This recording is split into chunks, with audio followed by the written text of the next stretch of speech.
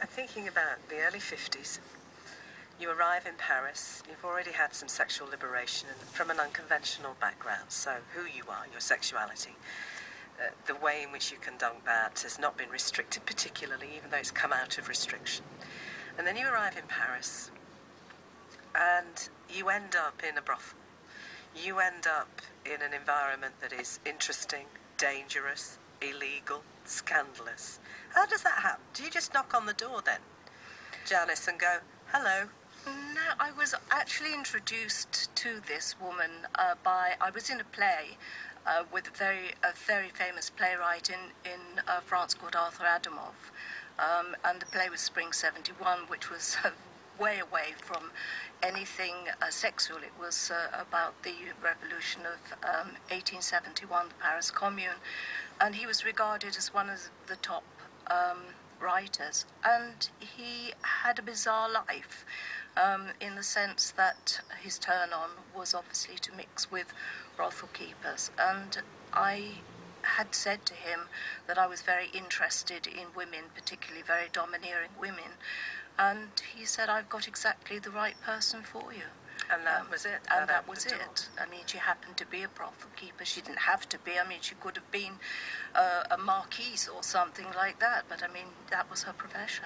In the early 60s, then, you did come back to London, and almost miraculously, at the time of swinging 60s, and liberation socially, musically, every which way you can.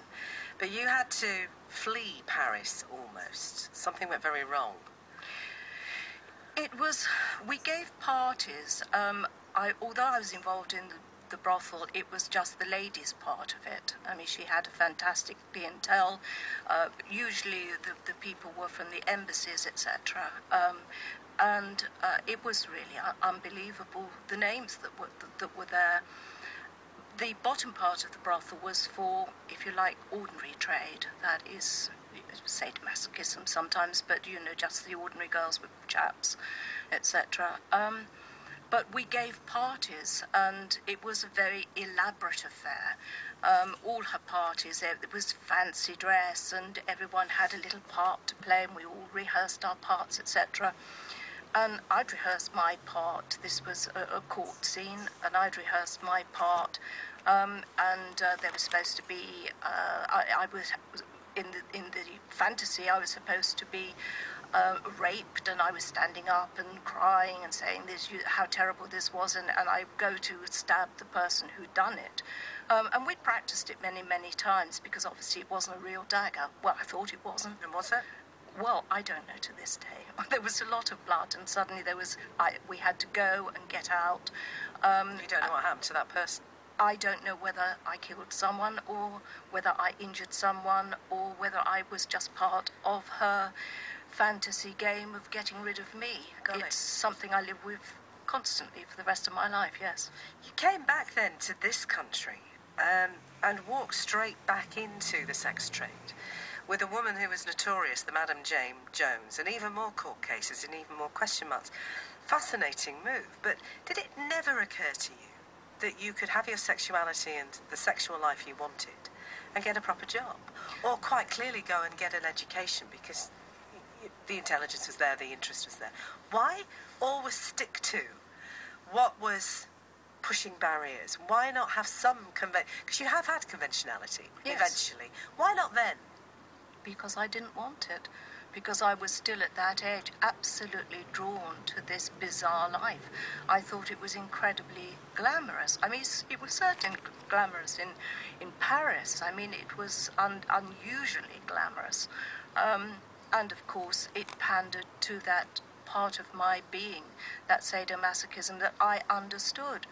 And I had in my very juvenile mind, although on the surface I was incredibly grown up, I had this idea that I could emulate the sort of brothel that she ran in Paris. But were you looking for love? Because it strikes me, take all the drama and salaciousness out of it, that there was a young woman who had strange or not conventional sexual tastes, got work in a brothel here in London when you came back. You were looking for something, weren't you? Like any human being looks for something. I wasn't I didn't understand love.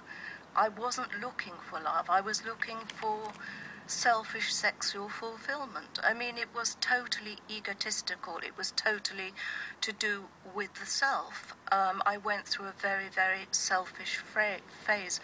And I understood that. And I devoted myself to myself. It sounds incredibly selfish, I know, but I can't justify it, and I'm not going to. It was just part and of a process of me coming to terms with the person that I was and am. Janis Hetherington is here. It's her story we're talking about. Her book, Love Lies Bleeding, Memoirs of a Sexual Revolutionary, will be published soon, and it's being published out of Leeds. Let's hear Tina Turner now, and Private Dancer. Is this a bit self-explanatory? Yes. It is, isn't it? Yes. It's a wonderful song, and of course it is about hookers.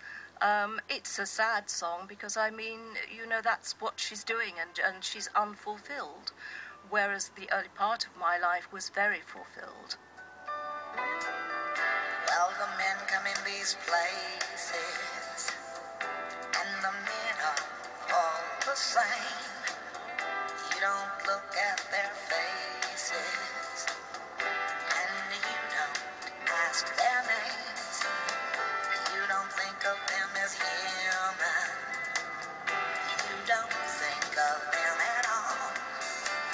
You keep your mind on the money, keeping your eyes on the wall. I'm your private dancer, a dancer for money. Do what you want me to do. I'm your private dancer, a dancer for money, and any old music will do. I wanna make $1 million. I wanna live out by the sea, have a husband and some children. Yeah, I guess I want a family. All the men come in these places, and the men are all the same.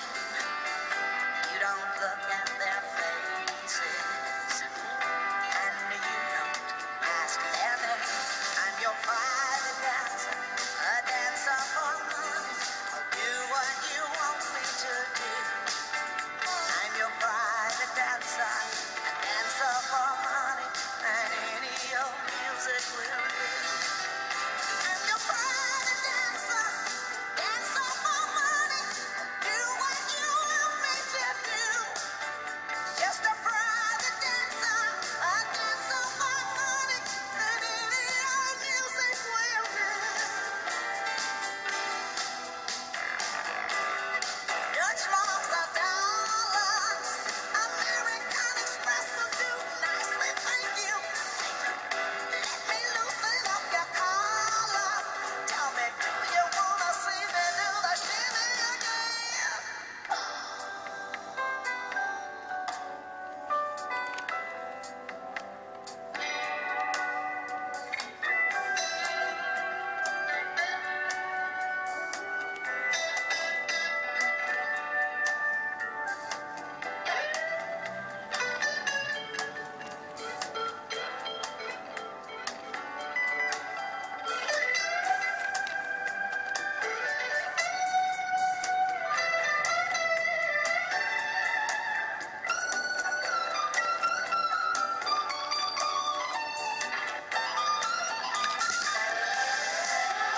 I'm your private dancer, a dancer for money.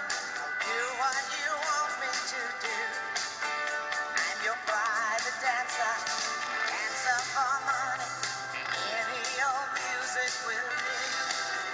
I'm your private. Tina Turner, a private dancer. Janis Hetherington is here with a remarkable story to tell, and we'll get on to the birth of your son Nick and the circumstances that surrounded that in a moment. But you worked in the 60s and 70s, really, as a prostitute, running brothels, quite openly, just this side of the law, ended up in court for all sorts of different reasons. I've been in brothels in America, made documentaries